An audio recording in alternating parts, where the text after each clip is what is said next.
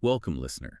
We've got a Dean signal for you today, looking into a topic that, well, it does spark a lot of discussion, sometimes criticism, especially coming from Western perspectives. Yeah, You sent us some sources asking about a specific point, the idea that Prophet Muhammad's marriage to Aisha is often viewed negatively in the West. You wanted us to unpack what those sources actually say about it. that's right.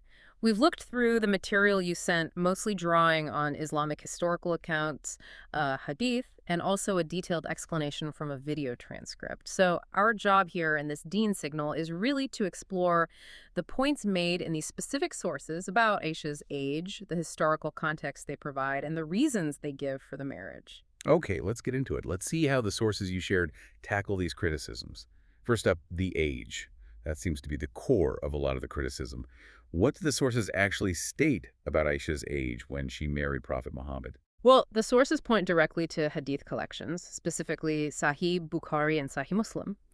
And these accounts state the marriage contract happened when Aisha was 6 years old. But, and this is a key point, the sources stress the marriage wasn't consummated then, it was later. They cite a narration, attributed to Aisha herself actually, saying the consummation happened after she turned 9 and, importantly, after she had reached puberty. Right, so the source material draws a very clear line. The contract at 6, but living together in consummation only at 9, after puberty. Exactly. And the sources, they also push back against other suggestions, like some people saying she was maybe 19 or older. The material dismisses those claims, calling them totally nonsense based on the strength, the sanad, they call it, the chain of narration of the accounts stating 6 and 9. They consider those highly authentic. Okay, got it. Now, the sources don't just leave it at the age. They immediately try to put it into historical context, right? To argue it wasn't necessarily strange for that time. Precisely. The argument made is that 1,400 years ago, it really wasn't uncommon for marriages to happen with girls, say, between 9 and 15. That's the claim. And they give examples, because this is where it gets interesting, looking outside that specific time and place. Oh, yes. They offer quite a few examples from different cultures and times. For instance, St. Augustine of Hippo, way back around 350 A.D., apparently married a girl aged 10. And then there's European royalty. King Richard II of England married Isabella of France when she was just 6 years and 10 months old. She later became Queen of England. Henry VIII is also mentioned, cited as marrying a girl aged 6. Wow. Those are some striking examples from European history. So the point the sources are making is this wasn't just an Arabian thing back then. That's exactly the connection they're drawing. And then they bring the comparison even closer to our time, looking at like church rules and legal system. Really? What do they say about that? The sources claim that the Church of England allowed its ministers to marry girls as young as 12 right up until 1929. Yep. And according to the sources, Catholic Church law, the canons, permitted priests to marry brides aged 12 until 1983. 1983. Yeah. Well, that's surprisingly recent. It is, isn't it? The source material then turns to the United States. It claims, historically, Delaware had a minimum marriage age of 7 for girls until 1880, California, 10. And then, moving towards the present day, or at least when the source material was recorded, it states that 45 out of 50 U.S. states still allowed marriage under 18 with parental consent or a judge's approval. Under 18 is one thing, but did they give specific lower ages? They did. Maryland was mentioned, age 16 or 15 if there's proof of pregnancy. Vermont, 16 with parents, 14 with the judges. Massachusetts, down to 12 with approval from both parents and a judge. And Alaska. 11. With parental and judicial approval, the source claims that's legally possible. 11. Wow, that number definitely jumps out from the source material. Yeah, it does. The source even claims that in 27 states, there isn't actually a specific minimum age written into the law, though it notes courts might not allow really young marriages. It even throws out a figure claiming hundreds of thousands of marriages at ages like 11, 12, 13 have happened in places like Alaska, Louisiana, South Carolina. Okay, so the overall argument from the sources here is that if you look historically across different cultures, and even at some relatively recent Western laws, the age stated for Aisha wasn't some kind of unique historical outlier. That's the case they build. Right. Then the sources pivot to tackling the term pedophilia directly, because that accusation often comes up. Okay, let's hear how the source defines it, since that's crucial to their argument. The definition provided in the sources is a psychiatric disorder in adults who have a desire for sexual intercourse with a prepubescent child. And the absolute key part of that definition, as the source really emphasizes, is the term prepubescent, meaning a child who hasn't yet hit puberty. I see. So according to this definition laid out in the source, it's not about a specific number like 9 or 10, but about whether puberty has started. Exactly. The source clarifies that once puberty is reached, according to their definition, intercourse isn't classified as pedophilia. And they add a point about biology, saying that science shows girls reach puberty at different ages, depends on climate, diet, things like that, usually somewhere between 9 and 15. And reaching it at 9, the source notes, is not uncommon, especially in warmer places like Arabia, where puberty tended to happen earlier than in colder climates. Okay, so how do the sources then link that definition back specifically to Aisha?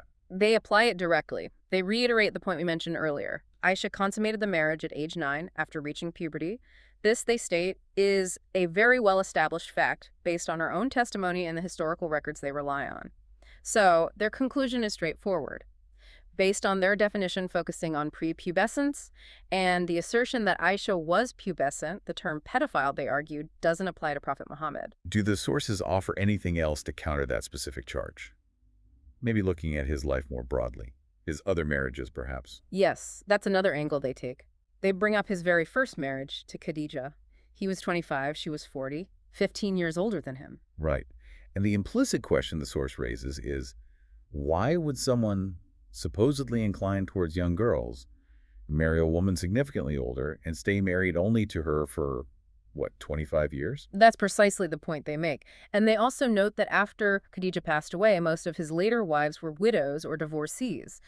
This, the source suggests, points towards other reasons for those marriages, maybe political or religious reasons, as mentioned in other related material from the same speaker. It wasn't just about seeking young brides, is the argument. So beyond defending against criticism and giving context, the sources also talk about a positive reason, like a wisdom, behind this specific marriage to Aisha at that age. What's that about? Yes, this is presented as the main hikmah, or wisdom from Allah's perspective, according to the source. The core idea is that because Aisha married relatively young, at 9, and lived with the Prophet for about 9 years until he passed away, when she was around 18, she was in a unique position to learn directly from him. The source really highlights her qualities, her intelligence, her maturity, her incredible memory. Being in his household day in, day out for those crucial years meant she absorbed everything. She heard the Prophet, saw his actions, and importantly, remembered what he said. And that deep, prolonged exposure allowed her to become a major source of knowledge later on. That's exactly the argument. The source states she alone narrated something like 210 ahadith sayings and actions of the Prophet. That's a huge number. And ahadith are, fundamental in Islam after the Quran. This sheer volume, the source argues, wouldn't have been possible without those 9 years living closely with him. And it didn't stop there. She became a major scholar in her own right.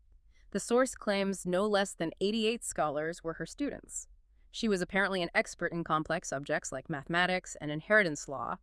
Even the top companions and later caliphs would come to her for advice. So the argument the source is making is essentially this marriage, at this time, was crucial for preserving and transmitting a massive amount of Islamic teaching and practice. If she'd married him much later, say at 18, like some might think is more appropriate now, she'd have had very little time with him before his death, and all that knowledge she carried might have been lost. That's the core wisdom presented in the source material. That timing was essential for her future role as a primary transmitter of knowledge. Well, that certainly gives us a thorough picture of how the source material you provided addresses Prophet Muhammad's marriage to Aisha. Yeah, we've covered how the sources state the age, the consummation timing, the historical comparisons they draw from various cultures, their specific definition of pedophilia and the argument against its application, the points about his other marriages, and finally, this idea of divine wisdom linked to preserving knowledge through Aisha. It's definitely clear the sources construct a detailed response, using historical examples and specific interpretations to counter common criticisms. It's quite interesting, isn't it, how they weave together the scriptural accounts they deem authentic, these historical data points, and a very precise definition of a term to build their case. So for you, the listener, perhaps this prompts some thought about how we interpret history across vast differences in time and culture, and maybe how societal views on marriage and age have shifted, sometimes quite recently, even in the West. It definitely leaves us with a question, doesn't it? When we evaluate people or events from the past, how do we weigh the norms and understandings of their time, as these sources urge, versus applying our own present-day standards and definitions exclusively? Something to think about. Definitely. Thanks for sending in the sources for this Deen signal. Until next time.